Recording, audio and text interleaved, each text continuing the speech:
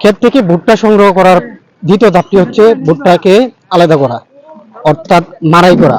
আধুনিক যে মেশিন, সেই মেশিনের মাধ্যমে এই চাঁদপুর যে চরের বন, সেই চরের বনের মানুষ কিন্তু ভুট্টাগুলি, এই যে দানা আমি যদি আপনাদেরকে দেখাই, এই যে ভুট্টা, সেই ভুট্টা থেকে এই ভুট্টার দানাগুলি আলাদা করে ঠিক এই মেশিন দিয়ে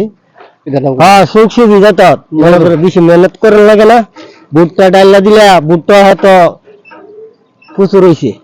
আচ্ছা, এই যে ভুট্টা, আপনার 1 বিঘা ভুট্টা এই আলাদা করার জন্য কত টাকা নেন আপনি? 2000 টাকা কানি। 2000 টাকা কানি।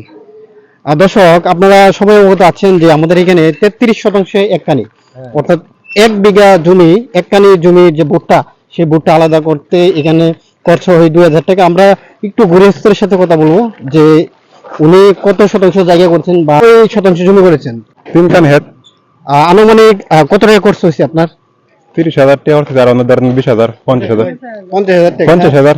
3 কানি ক্ষেত 50,000 টাকা খরচ করছেন। কত টাকা আনুমানিক বিক্রি করতে পারবেন?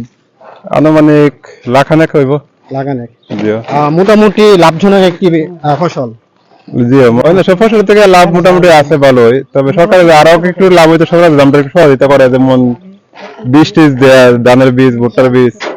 যারা গৃহস্থী করে হ্যাঁ পায় না, আর আমরা তো গৃহস্থী করি, আমরা পাই না। সার, ভুট্টার বীজ টিজ যদি আমরা আরো সহযোগিতা হইব। আচ্ছা, ধন্যবাদ। সরকার সহযোগিতা হলে আমরা আরো করলাম।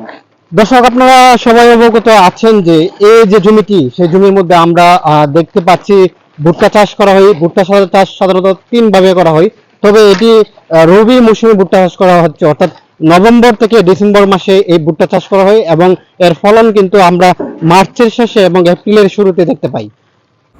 ভুট্টা সংগ্রহের পর ভুট্টা গাছের মূল দিয়ে জ্বালানি হিসাবে ব্যবহার করা হয়।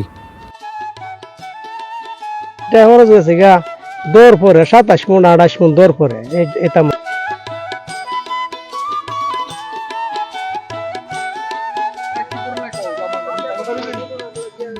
ভুট্টা মাড়াই করার পর ভুট্টা শুকানোর পালা।